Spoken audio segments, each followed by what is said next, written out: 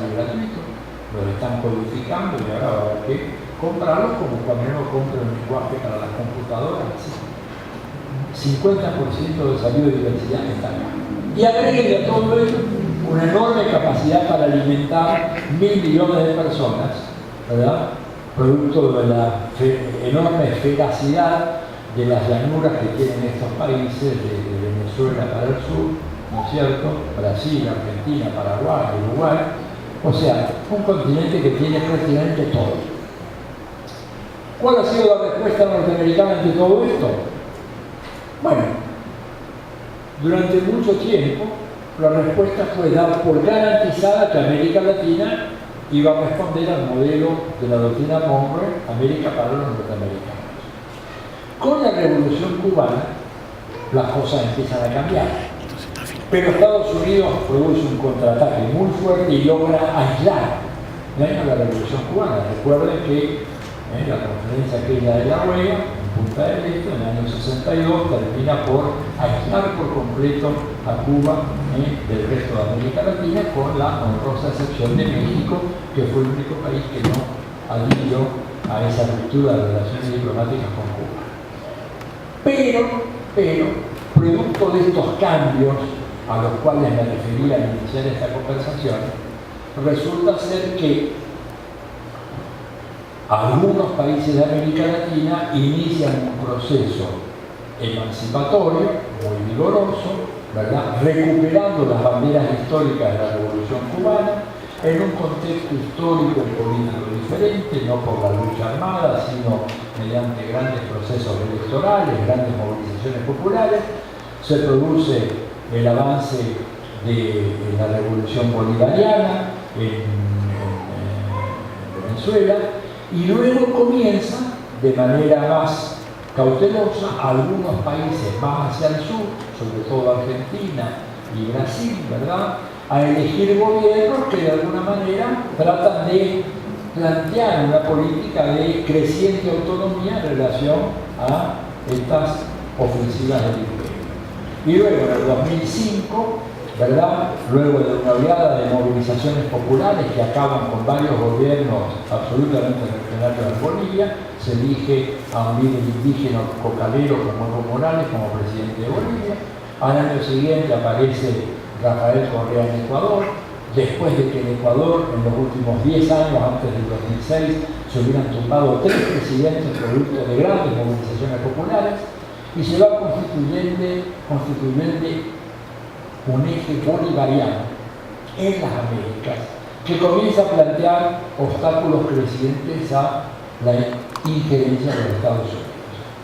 Y hay un punto fundamental en el momento de quiebre, que es noviembre del 2005, cuando en Mar del Plata se hunde el proyecto más ambicioso que Estados Unidos había elaborado para el siglo XXI para América Latina, que era el ALCA, ¿verdad?, que se hunde producto de una estrategia muy bien pensada por Fidel, aunque Fidel no estuvo ahí, ¿no es cierto?, con un gran mariscal de campo, que fue Hugo Chávez, y dos grandes colaboradores que se subieron al proyecto, aunque al principio tenían algunas resistencias, porque lo veían como un proyecto demasiado audaz y demasiado peligroso, que fueron Néstor Kirchner y Lula de Brasil. Pero ese triángulo, Chávez, Kirchner y Lula, produjo una fenomenal derrota para el imperialismo de los Estados Unidos. ¿Cuál fue la respuesta de los Estados Unidos? A partir de ese momento, una respuesta doble.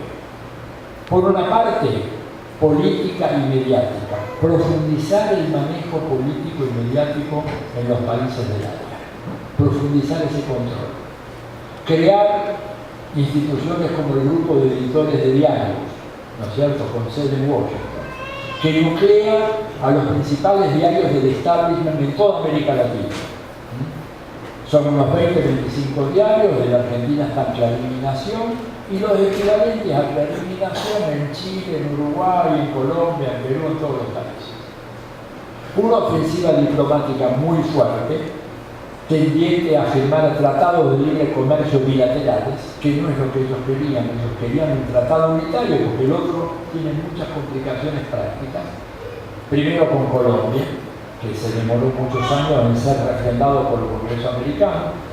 Enseguida con Perú, que lo hizo Alan García, ya lo tenían con Chile, avanzaron en Centroamérica del Caribe, ¿no es cierto?, para desplegar una estrategia de contención también del efecto bolivariano en América Latina. Y más recientemente la Alianza del Pacífico, ¿no?, tratando de meter una cuña al interior de procesos como la UNASUR o como el Mercosur. Pero además, junto con estas iniciativas en el terreno mediático, diplomático, etcétera, y político, se produce una acelerada y profunda expansión de las bases militares de los Estados Unidos en esta parte del mundo. Si en la década de los 80 del siglo pasado Estados Unidos tenía 7 u 8 bases militares en la región, ¿verdad? Tenía en el canal de Panamá hasta su devolución, tenía una en Honduras que la habían armado cuando triunfan los sandinistas en Nicaragua, después armaron una pequeña que expandieron más tarde en San Salvador, y después tenían la base de Guantánamo, tradicionalmente en Cuba, y otra base más chica en Puerto Rico, la base del presidente Roosevelt. En la actualidad, Estados Unidos cuenta con 76 bases militares en América Latina y el Caribe. En el libro yo llegué a graficar 72. Después estaba el gráfico y al hacer la revisión final habían aparecido 3 nuevas bases, y ya eran 75, y una vez que el libro se publicó apareció una última base más, una base número 76 en Honduras. Y están creando varias bases más, lo cual hace posible predecir que en el curso de los próximos 4 o 5 años Estados Unidos nos va a tener rodeados con un centenar de bases militares de último nivel de generación tecnológica. Hay que decir que esas bases militares no son todas iguales, Estados Unidos tiene una estratificación de bases, hay 3 o 4 que son muy importantes. Guantánamo es una de ellas, en primer lugar. Paranquero en el sur de Colombia es otra. Mariscal Estigarribia en Paraguay es la otra base, ¿no es cierto? Y luego las bases que están en las Islas Malvinas y en la Isla Ascensión. ¿Por qué son importantes esas? Porque esas bases son las que permiten la llegada de las grandes unidades de transporte aéreo que tiene la Fuerza Aérea de los Estados Unidos. No en cualquier aeropuerto puede aterrizar un Galaxy o un C-17, que son los superaviones de transporte que a su vez traen helicópteros, tanques, camiones, tropas, etc. Entonces, ¿cuál es la nueva estrategia de la guerra de ellos? Ya, no tener bases convencionales como la de Guantánamo, en donde hay 10 o 15.000 tropas con familias, etc., sino tener pequeñas unidades de combate establecidas en algunos aeropuertos estratégicos a lo largo y a lo ancho de América Latina, pero que inmediatamente se ponen en marcha y sirven para recibir estos grandes transportes que en cuestión de 24 horas pueden instalar, según los propios estudios del Pentágono, entre 15 y 20.000 unidades de combate en cualquier parte de América Latina y el Caribe, ¿verdad? Entonces, están las bases más grandes, las bases más pequeñas, ¿no es cierto? Las más pequeñas les llaman Forward Operating Location, quiere decir operaciones, locaciones para operaciones de avanzada, o sea, vienen los grandes aviones que aterrizan en Estigarribia, pero luego pueden llegar acá al aeropuerto de Santa Fe o al del Chaco, en Resistencia, ¿no es cierto?, con aviones más pequeños, de otra escala, y en 24 horas estar en lo que ellos llaman el escenario de combate sin ningún problema. Ha cambiado de metodología la guerra. Además están los drones. Para los drones, ¿qué necesitan? Aparte de las bases, necesitan cobertura satelital. ¿Quién maneja los satélites? La gran mayoría de los satélites que monitorean América Latina, Estados Unidos. Hay unos pocos que no son norteamericanos, hay algunos de la Argentina, algunos de Brasil, uno venezolano, pero en general los satélites son de ellos. ¿Quién maneja el espacio aéreo de los Estados Unidos? Lo maneja una compañía creada originariamente por la CIA y el Pentágono que se llama Raytheon Electronics, la han sentido nombrar. Es la última palabra en sistema de monitoreo, control, surveillance, como le llaman, vigilancia, ¿verdad? Y a ellos, el gobierno brasileño les confió el monitoreo de todo el tráfico que hay en el gran espacio amazónico. O sea, militarización forzada, bases militares que en cualquier momento pueden ponerse, ¿verdad?, en movimiento. La señora Madeleine Albright, que fue la secretaria de Estado de Bill Clinton, en un momento determinado le preguntó al jefe del Estado Mayor: bueno, pero ¿para qué tenemos esas bases? Y le dijo: bueno, las vamos a utilizar. ¿Y por qué no las utilizamos ya? Dice: no, porque todavía no es el momento oportuno. Todavía no es, dicen no yet. Todavía no es el momento oportuno. Todavía no es necesario. Pero cuando sea necesario, las bases están ahí. Y las bases cubren toda América Latina. Con esta peculiaridad, y acá paso de aquí al tercer tema: ¿qué podemos hacer nosotros? La única posibilidad que tenemos es avanzar en el proceso de unificación de América Latina. Lo que decía Chávez, no basta la integración, hay que ir más allá de la integración, a la unificación de América Latina. ¿Por qué unificación de América Latina? Porque si América Latina no avanza en ese proceso de unificación, va a ser muy difícil poner coto a la cacería que Estados Unidos va a hacer de los recursos naturales de nuestra región. Y ahí tenemos un gravísimo problema que lo he llamado yo la indecisión brasileña sobre qué es lo que debe ser Brasil en este contexto internacional. ¿A dónde debe apostar Brasil? Los que ustedes conocen mi blog, es atiliobolón.com.ar, ahí van a ver todas mis notas, más de uno supongo que la habrá visto, ¿no es cierto? Yo ahí lo que digo en el blog, algunos artículos se reproducen en página, pero siempre en página tengo menos espacio, sobre todo hay que leerlo en el blog. Ahí lo que yo digo es que en Brasil coexisten dos tendencias muy fuertemente encontradas sobre qué hacer, qué debe hacer Brasil. Hay un sector que dice: el futuro de Brasil se juega con América Latina. Los imperativos de la geografía son inescapables. Brasil no va a poder nunca ser una gran potencia al margen de un proceso de integración y unificación latinoamericana. Y esta es una tendencia que bajo Lula adquirió una cierta gravitación. Pero hay otra tendencia más poderosa que dice que el futuro de Brasil está en su alianza con Estados Unidos. Y que por lo tanto lo que Brasil tiene que hacer es, bueno, no irse de instituciones como la UNASUR, pero no ejercer un papel protagónico y moderar, entre comillas, moderar los impulsos más radicales como los que proceden, por ejemplo, de Venezuela, sobre todo en la época de Chávez. La función de Lula se decía era moderar un poco el excesivo de Chávez en alguna de estas materias. La prueba de que esto es así, ¿verdad?, es que, por ejemplo, Brasil tiene que renovar su fuerza aérea porque ha quedado obsoleta para cubrir ese enorme espacio de 8,5 millones de kilómetros cuadrados que tiene Brasil, ¿verdad?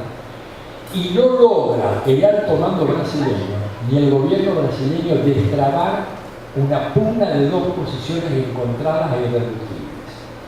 Una posición que dice: señores, tenemos que comprar los aviones de última generación que produce Estados Unidos. Ya no es el F-16, creo que es el F-21 o el F-23. Bueno, necesitamos comprar 36 aviones de esos para poder realmente monitorear por nuestra cuenta lo que hoy día estamos haciendo a través de Raytheon en el espacio aéreo amazónico. Pero hay otro sector, ¿verdad?, que es minoritario, que dice: no podemos comprar a Estados Unidos, comprémosle a los suecos o a los franceses, o a los rusos que tienen aviones caza tan buenos como los norteamericanos. Y sin embargo, desde el año 2009 está esta parálisis, este empate que no logra destrabarse. Y no logra destrabarse por una razón muy simple. Porque el sector que cree que el futuro de Brasil está en la alianza con Estados Unidos tiene capacidad de vetar la iniciativa de otro sector que piensa que es mejor armarse en terceros países. ¿Y por qué es mejor armarse en terceros países?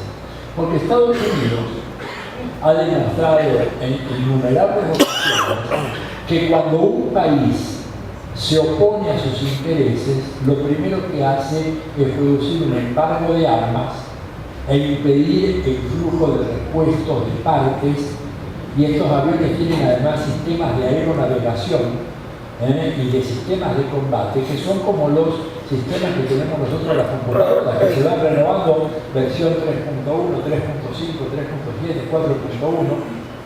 Entonces, ¿qué hace Estados Unidos? Lo que hizo con Venezuela. Cuando Chávez derrota el golpe de Estado de 2002 y derrota el paro petrolero de 2003 y denuncia a Estados Unidos por haber reconocido de inmediato, a la hora, el golpe de Estado que diera Carmona en abril del 2002, Estados Unidos interrumpió el envío de partes para la flota de aviones F-16 de última generación que tenía Venezuela. Esto quiere decir de que en Brasil el sector proamericano confía en que la alianza de Brasil con Estados Unidos será eterna y para siempre. Y descarta por completo la única hipótesis de conflicto real que tiene Brasil, que es con Estados Unidos, que no es con ningún otro país, ¿verdad? Porque algunos de repente se van a ver y dicen, bueno, pero los chinos tienen supermercados, no tienen bases militares en América Latina. Nos han invadido con supermercados, pero no con bases militares. China no es el rival a vencer. El único rival a vencer que tenemos nosotros es Estados Unidos. Las bases son bases de los Estados Unidos. Y cuando no son propias, las alquilan. ¿A quién se las alquila? A Holanda. Las bases de Aruba y Curazao son holandeses, pero están alquiladas. O a los británicos en la isla Ascensión o en una especie de condominio que tienen en Malvinas. Ahora, ¿cuál es el país más rodeado de bases militares de América Latina? Mucha gente cuando hago esta pregunta me dice de inmediato Venezuela. No, no es Venezuela, es Brasil. Venezuela está rodeado por 13 bases hostiles en los países limítrofes. Brasil está rodeado por 25 bases hostiles en los países limítrofes. Y pese a eso, no se logra destrabar este debate en torno a cómo reequipar nuestra fuerza aérea, porque no se quiere asumir que la única hipótesis real de conflicto que tiene Brasil es el día que Estados Unidos venga a apoderarse de los recursos de la Amazonía, a través de un gobierno títere o por la fuerza si fuera necesario. Entonces, en ese sentido, digamos, el futuro nuestro, que pasa por esta unidad, esta unificación de América Latina, está puesto en cuestión por esta ambivalencia brasileña.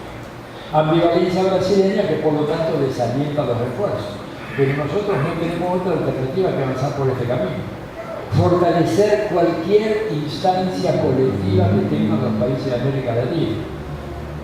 Por débil que sea, la UNASUR es débil todavía, es cierto, es muy débil, pero bueno, es una criatura que no tiene 5 años de vida. Pero sin embargo ha sido muy importante el impedir el golpe de Estado del 2008 en Bolivia. Fue fundamental para impedir el golpe de Estado del 2010 en Ecuador. No pudo hacer lo propio en el 2012 en Paraguay porque Lugo no quiso. Lugo tiene una responsabilidad enorme en haber propiciado con su actitud displicente o timorata una recomposición del poder del destronismo en Paraguay. Pero ahí estuvo firme la UNASUR dispuesto a apoyarlo, y sin embargo Lugo no quiso saber nada. Si Lugo hubiera hecho, ¿no es cierto?, lo que hizo Correa, lo que hizo Evo, otra historia hubiera cantado. Y Lugo seguiría gobernando todavía hoy en Paraguay. En lugar de eso, ya sabemos lo que pasó. Y ahí tenemos una quinta columna terrible metida en el seno del Mercosur, ¿verdad? Entonces, la UNASUR ha sido muy importante. Está haciendo estudios y elaborando propuestas muy significativas. El Banco del Sur es una gran propuesta que tiene que ser implementada cuanto antes.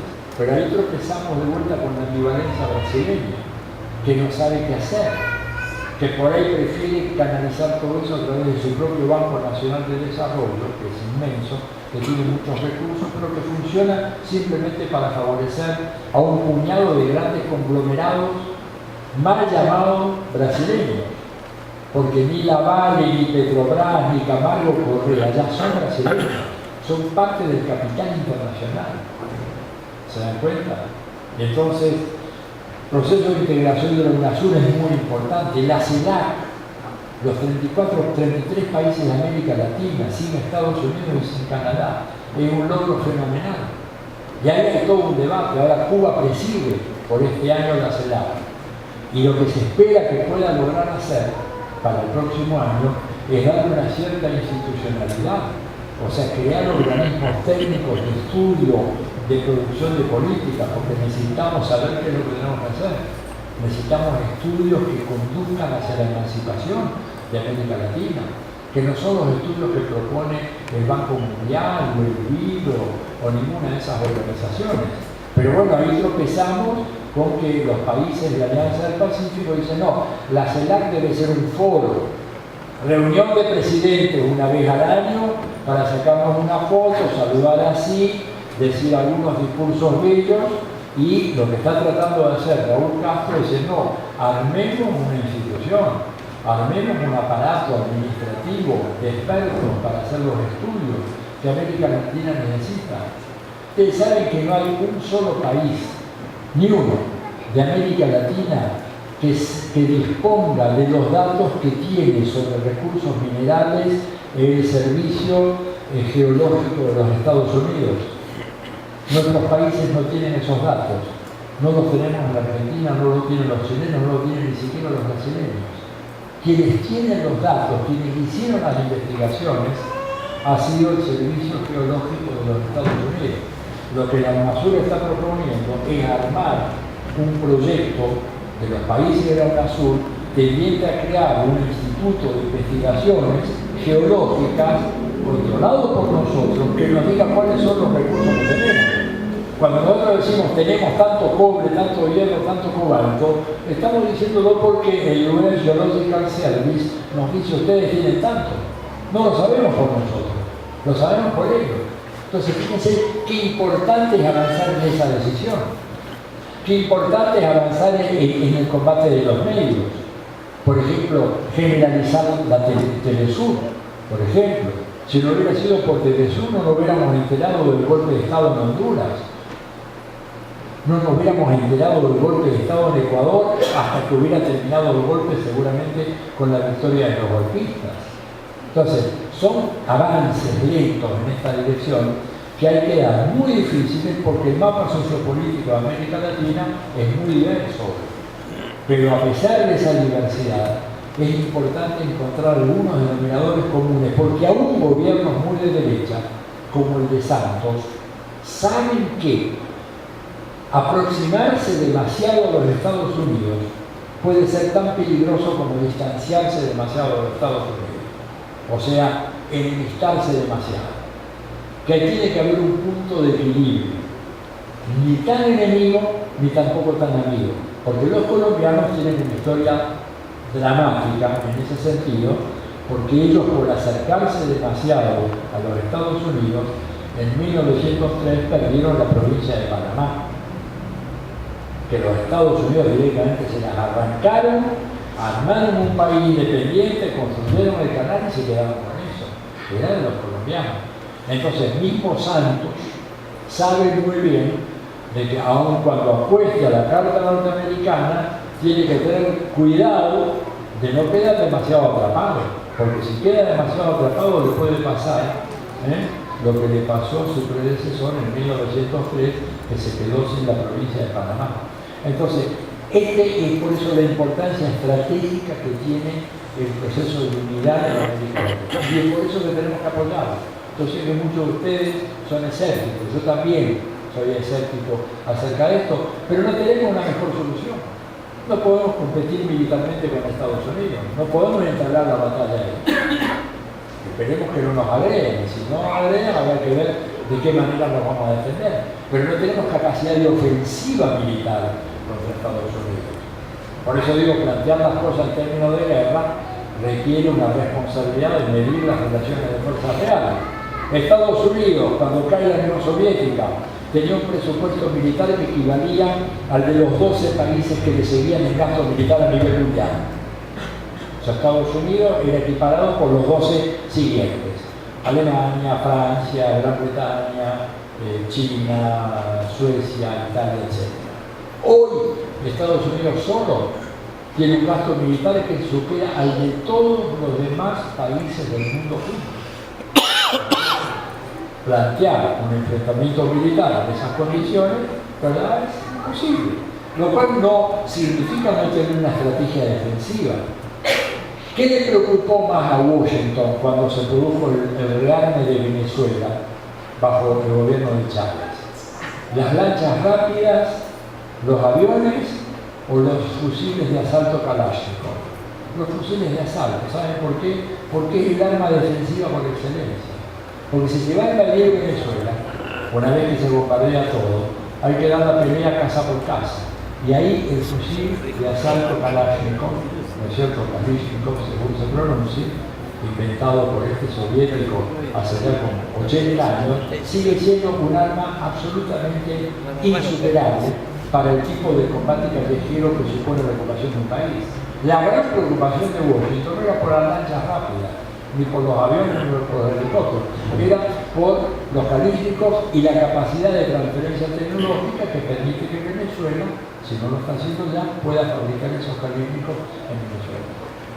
No hay otra estrategia, ¿no es cierto? Por lo tanto, la concertación política, los acuerdos políticos y tratando de establecer estos controles es la única alternativa que tenemos, por supuesto, montada sobre un creciente nivel de movilización, de concientización de masas, en los cuales los gobiernos van a sentir muchas dudas antes de actuar. Los gobiernos, como ustedes saben, tienen una tendencia en general, todos los gobiernos, independientemente de su signo político, los gobiernos suelen ser fuerzas conservadoras en la sociedad. Cuando uno se le pregunta, por ejemplo, a Raúl Castro, cuál es el factor que más se opone al proceso de actualización y de cambio que está teniendo lugar en Cuba, él no tiene ningún empacho en decir el primer obstáculo que tenemos es el gobierno, el propio gobierno, el propio aparato estatal, porque los aparatos estatales son muy conservadores, no importa el signo político. Pueden ser recontra-revolucionarios, pero la lógica burocrática de los gobiernos tiende a ser conservadora, ¿verdad?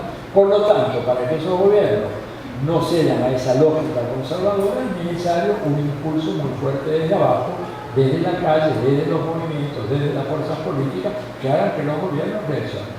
Por eso es muy importante el proceso de generalización de estas movilizaciones bolivarianas, para impulsar a nuestro gobierno a resistir al proyecto imperial. Bueno, dejo acá y así tenemos tiempo de poder tener un intercambio. Muchas gracias.